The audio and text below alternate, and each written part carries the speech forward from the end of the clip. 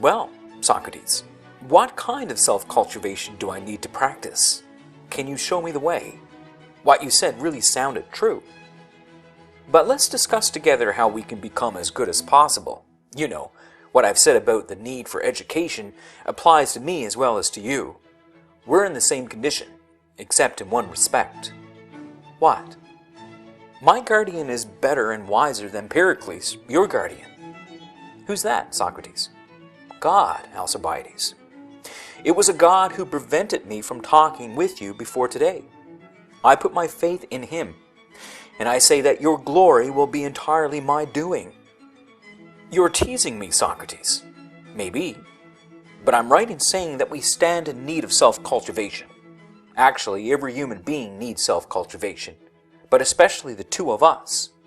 You're right about me, and about me. So what should we do?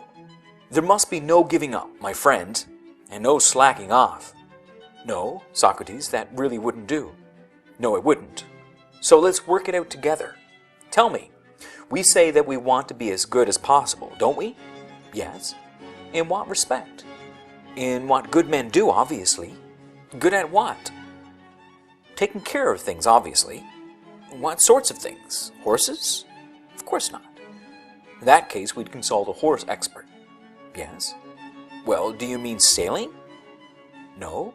In that case, we'd consult a sailing expert. Yes. Well, what sorts of things? Whose business is it?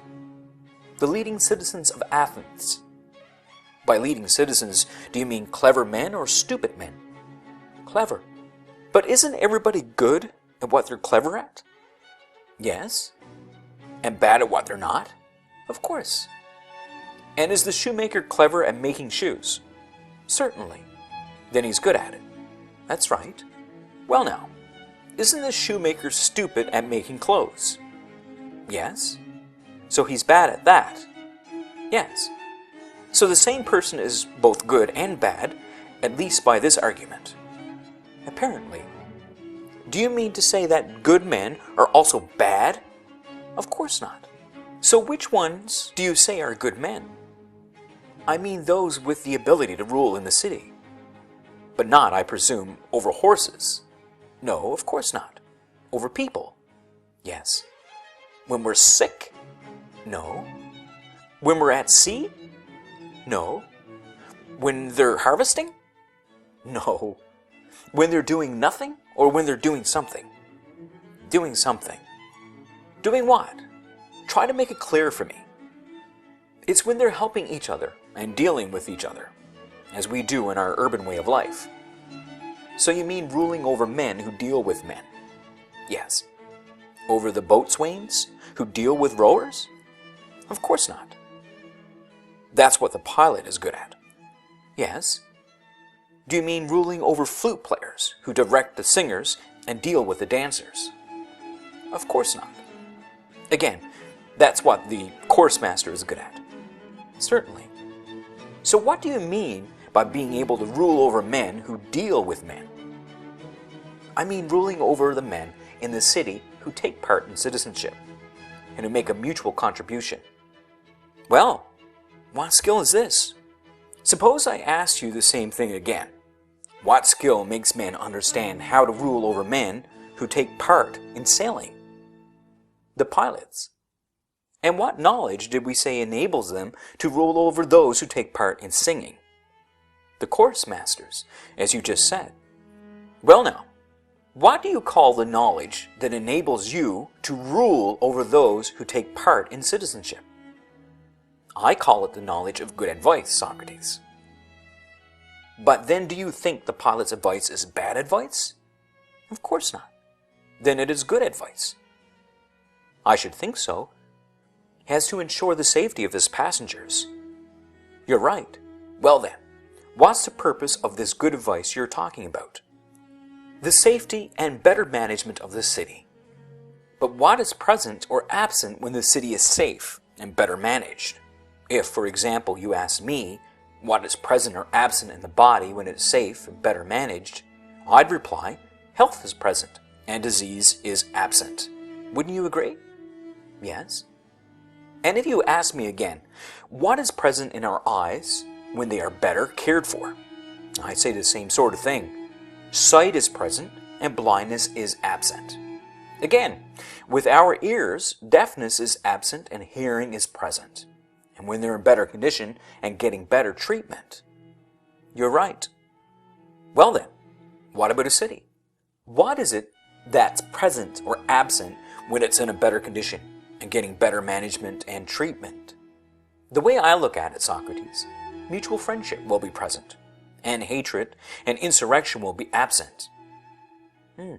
When you say friendship, do you mean agreement or disagreement? Agreement. What skill is it that makes cities agree about numbers? Arithmetic. What about private citizens? Isn't it the same skill? Yes. And doesn't it also make each person agree with himself?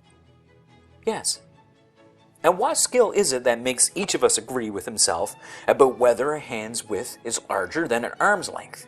It's measuring, isn't it? Of course. Doesn't it make both cities and private citizens agree? Yes. And isn't it the same with weighing? It is. Well, this agreement you're talking about, what is it? What's it about? What skill provides it? Doesn't the same skill make both a city and a private citizen agree, both with themselves and with others? That does seem quite likely. What is it then? Don't give up. Try your best to tell me. I suppose I mean the sort of friendship and agreement you find when a mother and father agree with a son they love, and when a brother agrees with his brother, and a woman agrees with her husband. Well, Alcibiades, do you think that a husband is able to agree with his wife about woolworking when he doesn't understand it and she does? Of course not. Nor does he have any need to, because that's for a woman to know about. That's right. And is a woman able to agree with her husband about military tactics without having learned about it? Of course not. I suppose you say that that's for a man to know about. I would. So, according to your argument, some subjects are women's subjects and some are men's subjects. Of course. So, in these areas at least, there's no agreement between men and women. No. Nor is there any friendship, since friendship was agreement. Apparently not. So women are not loved by men insofar as they do their own work. It seems not. Nor are men loved by women insofar as they do theirs. No. So neither are cities well governed when the different groups each do their own work. But I think they are, Socrates. What do you mean? In that case, there's no friendship in cities. But we said friendship was present when cities are well governed, and not otherwise. But I think it's when each person does his own work that mutual friendship results. You've just changed your mind. What do you mean now? Can there be friendship without agreement? Can there be any agreement when some know about the matter and others don't? There can't possibly. But when everyone does his own work, is everyone being just or unjust? Just, of course. So when the citizens do what is just in the city, there is no friendship between them. Again, Socrates, I think there must be. Then what do you mean by this friendship and agreement that we must be wise and good advisors in if we're to be good men? I can't figure out what it is or who's got it. According to your argument, it seems that sometimes certain people have it and sometimes they don't. Well, Socrates, I swear by the gods, I don't even know what I mean. I think I must have been in an appalling state for a long time without being aware of it. But don't lose heart. If you were 50 when you realized it, then it would be hard for you to cultivate yourself. But now you're just the right age to see it. Now that I've seen it, Socrates, what should I do about it? Answer my questions, Alcibiades. If you do that, then, God willing, if we are to trust in my divination, you and I will be in a better state. Then we will be, if it depends on my answering. Well then, what does it mean to cultivate oneself?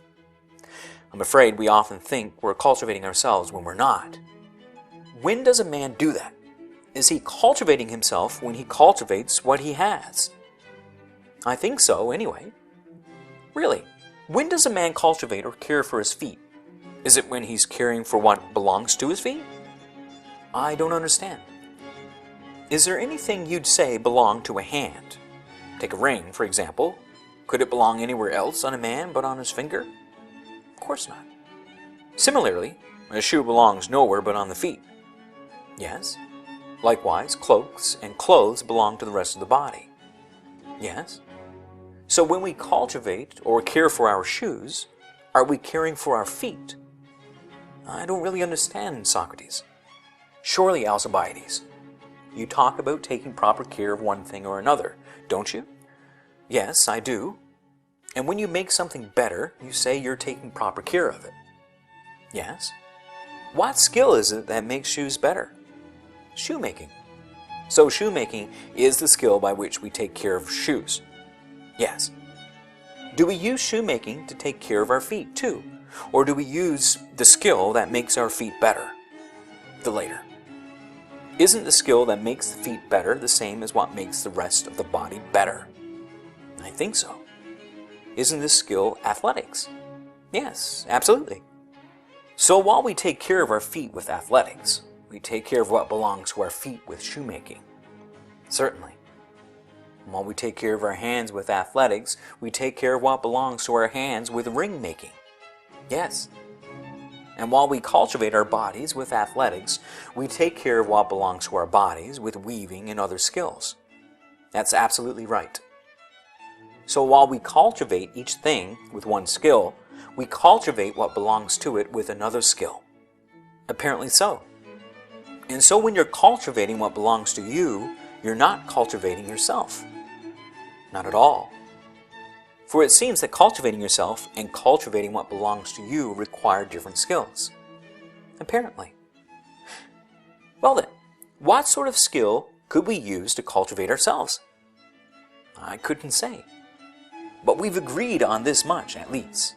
It's a skill that won't make anything that belongs to us better, but it will make us better. You're right.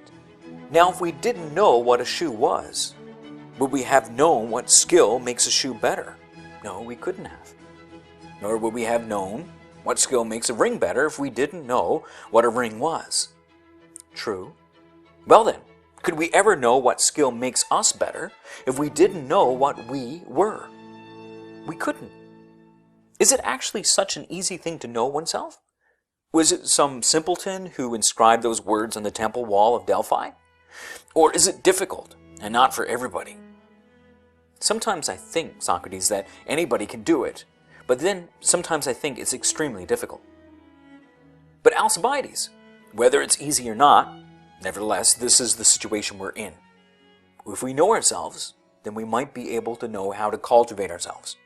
But if we don't know ourselves, we'll never know how. I agree. Tell me, how can we find out what itself is in itself? Maybe this is the way to find out what we ourselves might be. Maybe it's the only possible way. You're right. Hold on, by Zeus. Who are you speaking with now? Anybody but me? No. Am I speaking with you? Yes. Is Socrates doing the talking? He certainly is. And is Alcibiades doing the listening? Yes. And isn't Socrates talking with words? Of course. I suppose you'd say that talking is the same thing as using words. Certainly. But the thing being used and the person using it, they're different, aren't they? What do you mean? A shoemaker, for example, cuts with a knife and a scraper, I think, and with other tools. Yes, he does. So isn't it the cutter who uses the tools different from the tools he's cutting with? Of course. And likewise, isn't the lyre player different from what he's playing with? Yes. This is what I was just asking. Doesn't the user of a thing always seem to be different from what he's using? It seems so. Let's think about the shoemaker again. Does he cut with his tools only, or does he also cut with his hands? With his hands too. So he uses his hands too. Yes. And doesn't he use his eyes, too, in shoemaking? Yes. Didn't we agree that the person who uses something is different from the thing that he uses? Yes. So the shoemaker and the lyre player are different from the hands and eyes they use in their work. So it seems. Doesn't a man use his whole body too? Certainly. And we agreed that this user is different from the thing being used. Yes. So a man is different from his own body. So it seems. Then what is a man? I don't know what to say. Yes, you do. Say that it's what uses the body. Yes. What else uses it but the soul? Nothing else. And doesn't the soul rule the body? Yes.